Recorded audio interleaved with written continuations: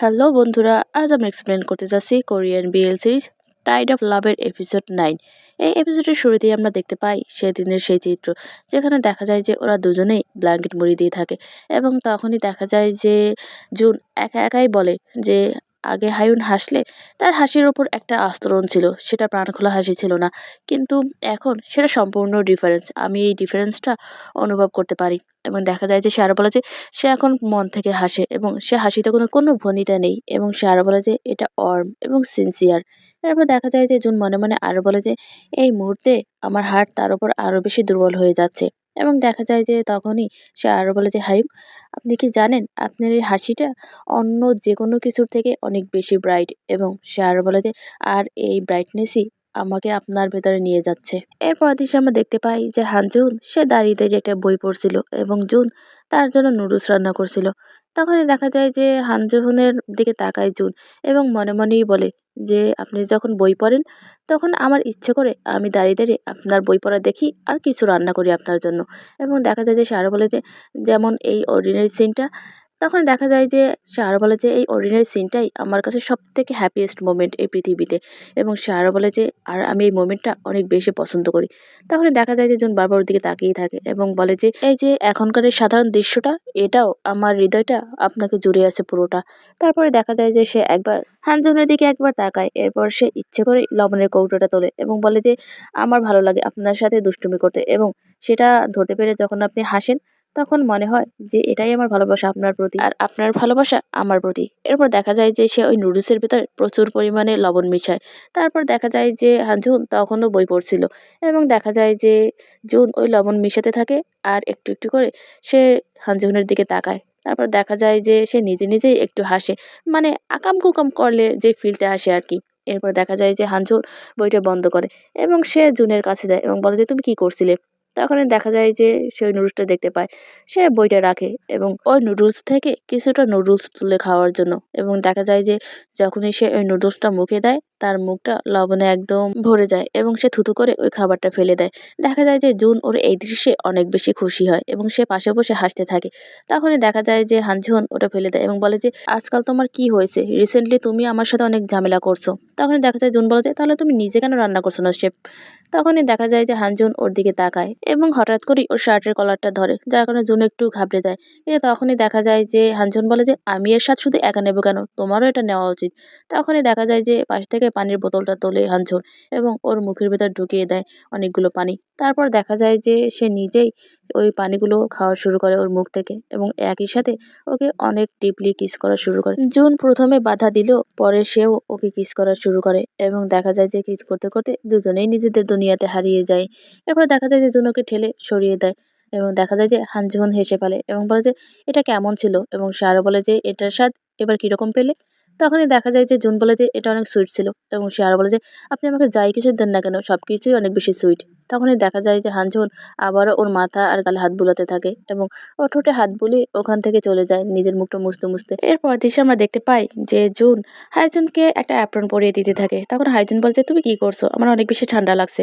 তখন দেখা যায় যে জুন হাসতে থাকে এবং ওই অ্যাপ্রন পরানো শেষ করে। এরপর দেখা যায় যে জুন একা একাই মনে মনে বলে যখন আমি তোমাকে এই লুপি অ্যাপ্রনে দেখেছি তখন আমি ভেবেছি যে তুমি যতই কোল্ড হও না কেন কারো না কারো ওপর তুমি ঠিকই মেল্ট হবে। তখন দেখা যায় যে সে আরো বলে যে এবং সেই একজনটা হলাম আমি। এরপর দেখা যায় যে তারা ওখানে অনেক বেশি মজা করে এবং তখন দেখা যায় যে জুন এক টুকরো রুটি নেয় এবং সেটা হাইজুনকে খাইয়ে দেয়। আর দেখা যায় যে হাইজুন জুনের হাতটা ধরে ওর কাঁধের ওপরে মাথা দিয়ে শোয়। তারপরে দেখা যায় যে ওরা আবার সোজা হয়ে দাঁড়ায় এবং তখনই হাইজুন পাশের একটা বোল থেকে একটা টমেটো নেয় এবং সেটা জুন ধরতে গেলে ওকে না করে এবং হাইজুন নিজেই জুনকে সেটা খাইয়ে দেয়। তারপর দেখা যায় যে তারা দুজনেই অনেক বেশি হাসাহাসি করতে থাকে। তারপর দেখা যায় যে ওই টমেটোটা জুন তার হাতে নেয়। এরপর দিকে আমরা দেখতে পাই যে ওই টমেটোটা কেটে জুন হাইজুনকে খাইয়ে দেয় এবং দেখা যায় যে হাইজুন একটা টুকরো ওখান থেকে নেয় এবং বারবার ডস দিতে থাকে জুনকে এবং শেষমেশ দেখা যায় যে সেই টুকরোটা সে জুনকে খাইয়ে দেয়। এরপর দেখা যায় তারা দুজনেই দুজনকে হাগ করে। এর পরের দৃশ্যে আমরা দেখতে পাই যে হাইজুন আর জুন দুজনেই গাড়ির ভেতরে বসে আছে এবং দেখা যায় যে জুনের মন অনেক বেশি খারাপ থাকে। জুন তখন আবারও ফ্ল্যাশব্যাকে একা একাই বলে যে এটা কি, তাই তো। সে আর বলে যে এটা একটা ক্রিটিক্যাল নোটিস হসপিটাল থেকে এবং সে আরও অ্যাড করে যে একটা পেপার কি করে এতটা কষ্টের কারণ হতে পারে। এরপরই দেখা যায় যে সে ওখানে একটা সাইন করে। এরপর আমরা দেখতে পাই যে হাইজুন ডেভিড নামের একজনকে কল করে এবং সে একজন ডক্টর। সে বলে যে আমি একটা রুম বুক করতে চাই এবং এখনই, এবং সে আরো সেটা ভিআইপি হতে হবে। এবং দেখা যায় সে আরো বলে যে আমি পার্সোনালি তার গ্রান্টেড। এরপর দেখা যায় যে সে ওই ফোনটা রেখে দেয়। এবারে জুন হাইজুনের দিকে তাকায় এবং জিজ্ঞাসা করে যে তুমি আমাকে এত কেন হেল্প করছো? তখনই দেখা যায় যে হাইজুন ওর দিকে তাকায় আর বলে যে আমি চাইছি এই জন্য। এরপর দেখা যায় যে সে আরো যোগ করে যে আমি চাই যে তুমি যখন কান্না করবে সর্বপ্রথম তুমি আমার কথাই চিন্তা করবে। এরপর দেখা যায় যে হাইজুন ওকে সান্ত্বনা দিতে থাকে এবং ওর মাথাটা তার বুকের সাথে চেপে ধরে। তখনই দেখা যায় যে হাইজুন আবার মনে মনে বলছে হাইয়ুম আমি আপনাকে সত্যিই কিছু বলতে চাই। এরপর দেখা যায় যে ও মাথাটা তোলে এবং সে মনে মনে বলছে সত্যিই কি আমি আপনার উপর নির্ভরশীল হতে পারবো?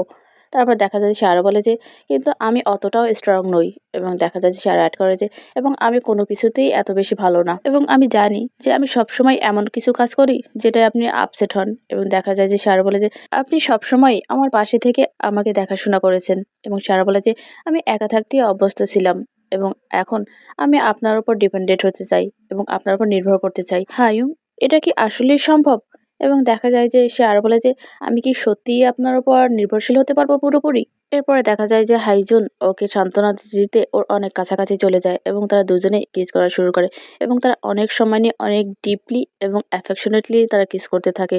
এরপর দেখা যায় যে কিস করতে করতে তারপর তারা দুজনে থামে এবং তখনই হাইজুন জুনকে বলে যে আমার দিকে তাকাও। এবং দেখা যায় সে আরো বলে যে সবকিছু ভালোই হবে এবং সে আরো বলে যে আমি সবকিছু প্রোটেক্ট করব, যার বিষয়ে তুমি কেয়ার করো। তারপর দেখা যায় সে আরো বলে যে তোমার মা খুব তাড়াতাড়ি ভালো হয়ে যাবে এবং তার ফলাফলও খুব ভালোই হবে। এটা কনসোলেশন না, এটা প্রমিস বলতে পারো। সো তুমি কান্না করা বন্ধ করো এবং তোমাকে আর কখনোই স্যাড হতে হবে না। তোমার যত চিন্তা সেগুলো এখন থেকে আমারও চিন্তা। এরপর দেখা যায় যে হাইজুন আরো বলে যে আমি তোমার হাসিকে যেকোনো মূল্যেই প্রোটেক্ট করব এবং এটাই আমার বেঁচে থাকার একমাত্র রিজন হবে। সো তুমি তোমার নিজেকে এবং তোমার ফিউচার আমার কাছে দিয়ে দাও, আমি সেটা তোমার জন্য আগলে রাখবো। এবং দেখা যায় যে সে আরো বলে যে আমি তোমার জন্য যা করতে হয় তার পুরোটাই করব। একথা বলার পর দেখা যায় যে সে আবারও জুনকে কিস করা শুরু করে এবং তারা দেখা যায় যে অনেক অ্যাফেকশনলি অনেক ডিপলি কিস করে। আর এই চ্যাপ্টারটা এখানেই শেষ হয়ে যায়। ভিডিওটি ভালো লাগলে অবশ্যই লাইক, কমেন্ট আর সাবস্ক্রাইব করে পাশে থাকবেন। ধন্যবাদ সবাইকে।